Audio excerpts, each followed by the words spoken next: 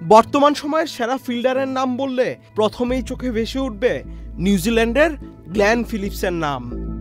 আজ ভারতের বিপক্ষে ফিল্ডিংয়ে আরও একবার চমক দেখালেন পয়েন্টে ফিল্ডিং করা গ্লেন ফিলিপস।